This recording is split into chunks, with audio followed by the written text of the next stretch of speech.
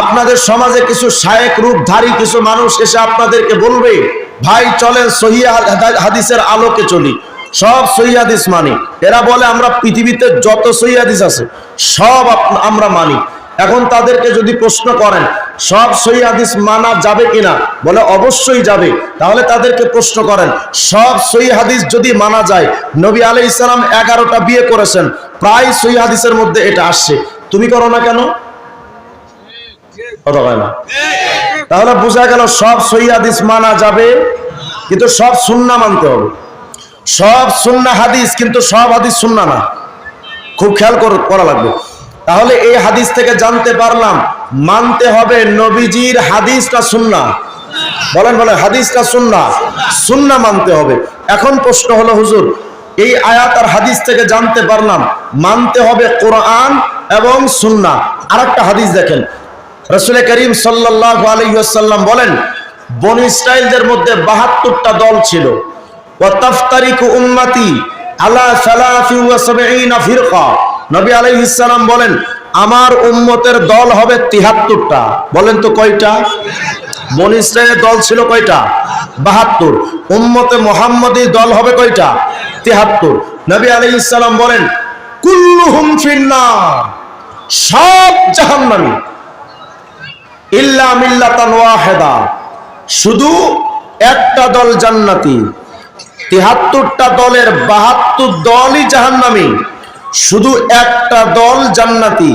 ভাবেন কত ভয়ঙ্কর ব্যাপার যে সমাজে 73 প্রকার হুজুর পাওয়া যাবে, 73 প্রকার মুসলমান পাওয়া যাবে, 73 প্রকার উম্মত পাওয়া যাবে, কিন্তু 73 প্রকারের মধ্যে অধিকাংশ, এমনকি 72 প্রকার হুজুরি জাহান্নামী, 72 প্রকার মুসলমানই জাহান্নামী, 72 প্রকার উম্মত জাহান্নামী।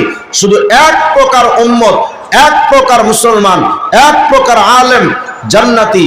এজন্য আমি আপনাকে বলি, টুপি মাথায় দিলেই তারে হুজুর মনে করা যাবে না। 22 হাত পাগড়ি মাথায় দিলেই তারে হুজুর মনে করা যায় না। 22 হাত মাথায় পাগড়ি দিয়ে মির্জা কাদিয়ানী ব্রিটিশের দালালি করেছিল। আমার সমাজে ইয়া বড় ঘোমটাওয়ালা শায়েকরা সহিহ আকীদার নাম ধারণ করে হামাসের বিরুদ্ধে অবস্থান নিয়ে ইসরায়েলের ইহুদিদের দালাল বলে গেছে। অতএব সব টুপিওয়ালারা হুজুর না, সব আলেমরা আল্লাহওয়ালা না। 73 প্রকার হুজুর জাহান্নামী। ভাবেন কত ভয়ঙ্কর ব্যাপার। 73 প্রকারের মধ্যে 72টাই জাহান্নামী, শুধু একটা জান্নাতি। কত ভয়ঙ্কর ব্যাপার যে এই 73 প্রকার থেকে শুধু এক প্রকার হুজুর আপনাকে বেছে নিতে হবে। পান যে চিবান, আরাকিস বিড়িতে টান দিয়া কোন হুজুরদের এত দল যাব কোন দিকে? এত দল যে হবে তো 1400 বছর আগে রাসূল আরবি আলাইহিস সালাম বলে গেছেন। বিল্ডিং এ কোন সিমেন্ট আর রড লাগালে বিল্ডিং মজবুত হবে চাচা এটা ভালো বুঝে। ধান কোনটা লাগাইলে ফসল ভালো হবে মুরব্বি এটাও ভালো বুঝে। কিন্তু কোন হুজুরের কথা মানলে জান্নাতে যাওয়া যাবে, কোন হুজুরের কথাই চললে জাহান্নামে যাওয়া লাগবে, চাচা এটা বুঝে না। আপনি কতটুকু গাফিল। এজন্য 73 প্রকার হুজুরের ভেতর থেকে এক প্রকার হুজুর বেছে নিতে হবে। সাহাবায়ে কেরাম বললেন, ইয়া রাসূলুল্লাহ কি ভয়ঙ্কর ব্যাপার। কিলা ওয়া মান হুম ইয়া রাসূলুল্লাহ, ওই জান্নাতি দল কারা? সাহাবায়ে কেরাম প্রশ্ন করলেন রাসূলুল্লাহকে যে ওই জান্নাতি দলটা কারা? আল্লাহ রাসূল বলেন, মা আনা আলাইহি ওয়া আসহাবি, আমি এবং আমার সাহাবা। বলেন তো, আবার বলেন,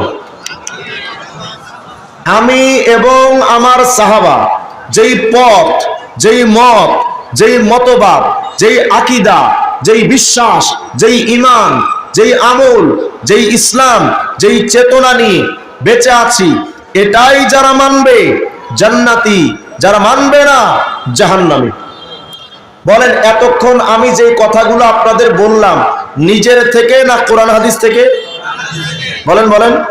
তাহলে আগের আয়াত আর হাদিস থেকে জেনেছিলাম মানতে হবে কোরআন আর সুন্নাহ। এই হাদিস থেকে অতিরিক্ত জানতে পারলাম মানতে হবে আরো পাশাপাশি সাহাবা। তাহলে মোটামুটি মানার বিষয় পেলাম 3টা, কোরআন, সুন্নাহ, সাহাবা। বলেন মানতে হবে কয়টা? বলেন বলেন কয়টা? 1 নম্বর 2 নাম্বার, 3 নাম্বার, আবার বলেন 1 নাম্বার, 2 নাম্বার, 3 নাম্বার। এই কোরআন সুন্নাহ সাহাবার মানার কথা এক আয়াতের মধ্যে আসছে একসাথে। আল্লাহ পাক বলেন, কুল আতিউল্লাহ ওয়া আতিউর রাসূল ওয়া উলিল আমরি মিনকুম। ওলামা হযরত যারা আছেন তাফসীরের কিতাব দেখলে সবার কাছে স্পষ্ট, উলুল আমরের আউয়াল মিসতাকাস সাহাবা। আল্লাহ বলেন আতিউল্লাহ, আল্লাহকে মানো, ওয়া আতিউর রাসূল, এবং রাসূলকে মানো, ওয়া উলিল আমরি মিনকুম, এবং সাহাবায়ে কেরামকেও মানো। তাহলে আল্লাহ, রাসূল, সাহাবা তথা এক কথায় কোরআন সুন্নাহ সাহাবা মানার কথা আমি রিজওয়ান রফিকির না আল্লাহর? তাহলে বলেন মানতে হবে কয়টা? কথা হয় না, মাহফিলের চতুর্পাশে এত আওয়াজ হলে কেমনে আলোচনা করা যায় বুঝে আসে না। স্বেচ্ছাসেবক ভাইরা নাই, এক একদিকে একবার প্যাঁপো প্যাঁপো।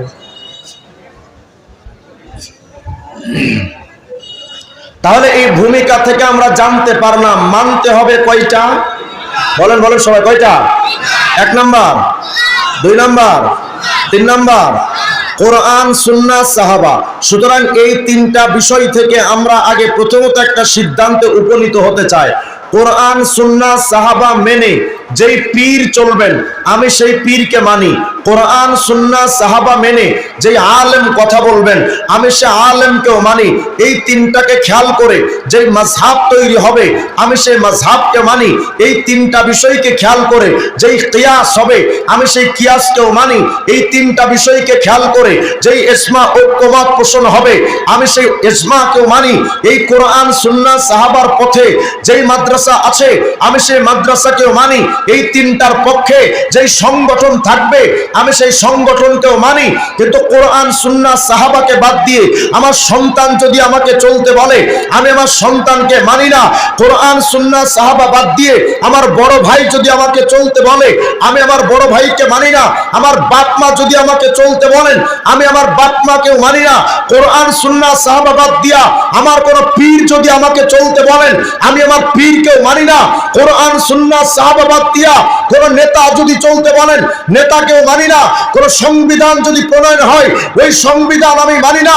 আর মুসলমান হিসেবে আমাদের আওয়াজ তুলতে হবে কোরআন সুন্নাহ সাহাবা বাদ দিয়ে রাষ্ট্রপতি প্রধানমন্ত্রী যদি বলে রাষ্ট্রপতি প্রধানমন্ত্রী মানি না। আমরা বলেন আমরা মানবো কয়টা?